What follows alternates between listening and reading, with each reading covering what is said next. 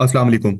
आज के इस वीडियो लेक्चर में हम टाइप्स ऑफ प्लॉट के बारे में बात करेंगे। इससे प्रीवियस वीडियो लेक्चर्स में हमने अरिस्टोटल के मुख्तलिफ कंसेप्ट्स को कवर किया है, जिसको हमने डिवाइड किया है मुख्तलिफ सीरीज में। उसको आप एनाटॉमी ऑफ लिटरेचर की प्लेलिस्ट में जाकर, लिटरेरी क्रिटिसिज्म की प्लेलिस्ट में जाकर देख सकते हैं। तो अपनी वीडियो का आगाज करते हैं। अगर आप मेरे चैनल पर नए हैं तो मेरे चैनल को सब्सक्राइब कीजिए, और मुझे फेसबुक पर भी आप फॉलो कर सकते हैं। तो अपने टॉपिक का हम आगाज करते हैं। टाइप्स ऑफ प्लॉट, सिंपल और कम्प्लेक्स प्लॉट में अरिस्टोटल क्या डिफरेंस जो है वो डिफाइन करता है। अरिस्टोटल ने प्लॉट्स को दो में डिवाइड किया है, एक सिंपल में और कम्प्लेक्स में। ठीक है। और सिंपल और कम्प्लेक्स से उसका मुराद आप यूं समझ लें कि वो कहते हैं कि प्लॉट या तो सिंपल हो सकता है या कम्प्लेक्स हो सकता है। और सिंपल प्लॉट क्या है? सिंपल प्लॉट में सिंगल एक्शन है। ठीक है, सिंगल एक्शन है, कोई उसमें रिवर्सल ऑफ फॉर्चून नहीं है, रिकॉग्निशन उसमें नहीं है। इसकी मिसाल आप यूं समझ लें कि एक कैरेक्टर है, उसको एक चैलेंज उसको फेस करना है लाइफ में। ठीक है। और उस चैलेंज को वो कुछ अरसे बाद ओवरकम कर लेता है। ठीक है। और उसको कोई भी जो है परेशानी का सामना नहीं करना पड़ता, कोई प्रॉब्लम उसको फेस नहीं करनी पड़ती, और he is eventually successful without facing any problem, trouble और अंडरगोइंग एनी डिफिकल्ट सिचुएशन। सो मतलब कोई अनएक्सपेक्टेड हैपनिंग उसके साथ नहीं होती, कोई चेंज ऑफ इवेंट्स नहीं होता, कोई रिवर्सल ऑफ फॉर्चून नहीं होता, कोई रिकॉग्निशन नहीं होता, और ही वो तो एक सिंपल तरीके से वो अपनी सक्सेसफुल एंट्री जो है वो कंप्लीट कर लेता है। तो ये सिंपल प्लॉट हमें इसमें नजर आता है। ठीक है। और इसके बाद अगर हम कम्प्लेक्स प्लॉट की बात करें तो इसमें एक ऐसा प्लॉट जिसमें चेंज ऑफ फॉर्चून, यानी रिकॉग्निशन, फिर रिवर्सल ऑफ फॉर्चून, एनाग्नोसिस और पेरिपिटाया, दोनों जो है उसमें मौजूद होते हैं। तो कम्प्लेक्स प्लॉट की खास बात यह है कि उसमें रिकॉग्निशन और रिवर्सल ऑफ फॉर्चून, ये दोनों मौजूद होना जरूरी है। ठीक है। Change of Fortune through reversal, recognition और बोथ, दोनों का मौजूद होना जरूरी है, या किसी एक का, अकरिंग फ्रॉम नेसेसिटी और प्रोबेबिलिटी इन द प्लॉट, कि यानी एक मुमकिन तौर पर उसका मौजूद होना जरूरी है। इसकी मिसाल आप अरिस्टोटल ने तो नहीं दी, लेकिन आप outside of the poetics text आप कंसीडर कर सकते हैं कि किस तरीके से इडिपस टेक्स्ट में जो ट्रेजिक ट्रेजिक रेजोल्यूशन हमें नजर आता है, वो हमें इडिपस के अपने एक्शंस जो हैं वो हमें नजर आते हैं कि वो प्लॉट को ड्राइव कर रहे हैं, और उसके एक्शंस की वजह से उसके एक्शंस की वजह से हमें अनफोल्डिंग इवेंट्स नजर आते हैं, और हमें पता चलता है कि भाई अब रिकॉग्निशन हुई है, और उसके instantly it is followed by reversal of Fortune. तो इस तरह से अरिस्टोटल का जो क्राइटेरिया है, law of necessity and probability को, जिसको मैं अपने पहले चैप्टर में इमिटेशन में डिस्कस कर चुका हूँ, आने वाले लेक्चर में भी डिस्कस करूंगा, उसको फॉलो करते हुए एक किस तरीके से जो है वो प्लॉट तरतीब दिया गया है। तो ये है कंसेप्ट अरिस्टोटल का कम्प्लेक्स प्लॉट का।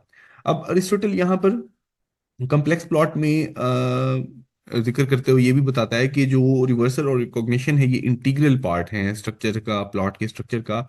और ठीक है। और इसके बाद वो कहते हैं कि अगर अरिस्टोटल यहाँ पर एक जो यूरिपिडीज की एक ट्रेजेडी है मीडिया, उसका भी जिक्र करते हैं, और मैं आपको एक इंपॉर्टेंट डिफरेंस भी बताऊंगा कि अरिस्टोटल अपने पॉइंट से डिपार्चर भी कर रहे हैं यहाँ पे।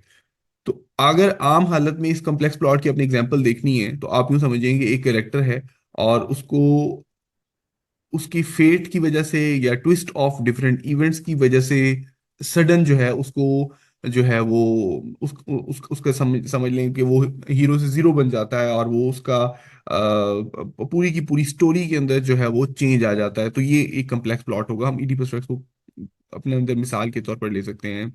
ठीक है। हम जो है वो उसको मैकबेथ को मिसाल के तौर पर इसमें ले सकते हैं।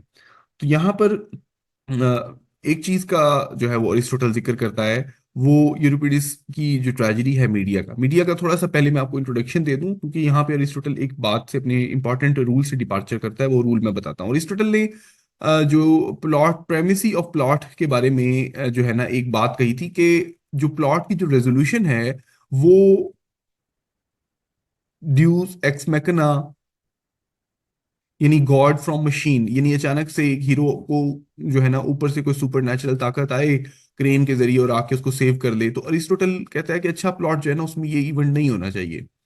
ठीक है। उस वो थ्रू जो है अनफोल्डिंग इवेंट्स के जरिए खुद ब खुद इंजाम हो। लेकिन यहाँ पर वो मीडिया की मिसाल देते हुए जो है वो कहते हैं कि किस तरीके से मीडिया में जो कुछ हुआ, एक चैरियट आता है, गॉड, एक ठीक है, एक गॉड जो है वो एक चैरियट को भेजता है और वो आके इसको बचा लेता है।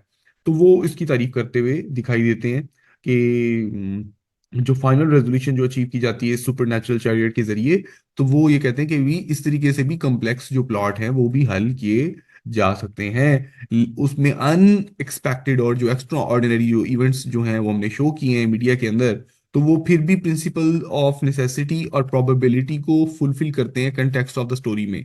तो इसलिए अगर कोई ऐसा इवेंट के जरिए कहानी को खत्म कर दिया गया है तो चले, गुजारा है, यानी ठीक है। तो यहाँ पे थोड़ा सा हमें डिफरेंस ऑफ ओपिनियन नजर आता है कि प्रीमिसी ऑफ प्लॉट में अरिस्टोटल शुरू में ये कहते हैं कि नहीं किया जाना चाहिए गॉड फ्रॉम मशीन, नहीं यूज करना चाहिए रेजोल्यूशन ऑफ प्लॉट में। यहाँ पे आके वो जिक्र करते हैं कि करना चाहिए। अब मीडिया की थोड़ी सी स्टोरी को जरा समझ लीजिए कि मीडिया अपने अपने हस्बैंड जेसन के लिए गोल्डन फ्लीस हासिल करती है, जो कि एक इंपॉर्टेंट ताकत फराहम करने वाला है, कह सकते हैं एक रोब है।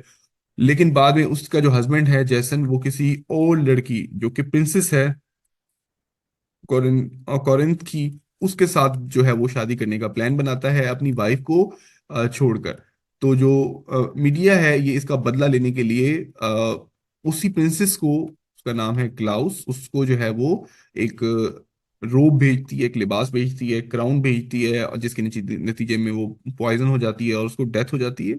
और फिर वो अपने बच्चों को भी मार लेती है गुस्से और नफरत में, यानी मीडिया अपने बच्चों को, अपने और जैसन के दो बच्चों को मर्डर कर देती है। और जब जैसन जाता है, पता चलता है उसको, वो मीडिया के पास पहुंचता है, तो मीडिया गोल्ड जो चैरियट भेजा होता है रेजोल्यूशन के तौर पर आप कह सकते हैं किसी स्टोरी में, तो उसके जरिए फरार हो जाती है। ठीक है, तो यहाँ पे कहानी खत्म हो जाती है। अब ये जो चैरियट भेजा है ये टेक्स्ट के मुताबिक जो है वो गॉड सन गॉड जो है हेलियोस जो है उसने भेजा होता है। और उसको जैसन को she leaves her him devastated, और वो चले जाती है। तो ये स्टोरी बताने का मकसद ये है कि अरिस्टोटल ने इस कहानी का जिक्र किया है अपनी टेक्स्ट में कि किस तरीके से मीडिया ने रिवेंज लिया, बदला लिया अपने हस्बैंड से, और वो फिर आखिर में फरार हो जाती है। और फिर अरिस्टोटल कहता है कि ठीक है, अगर गोल्डन उस जो चैरियट है उससे फरार होती है वो, तो वो प्लॉट की जो law of probability and necessity है उसको फुलफिल करती है। तो इस तरह से अगर कोई हो जाए तो कोई इसमें हर्ज नहीं है।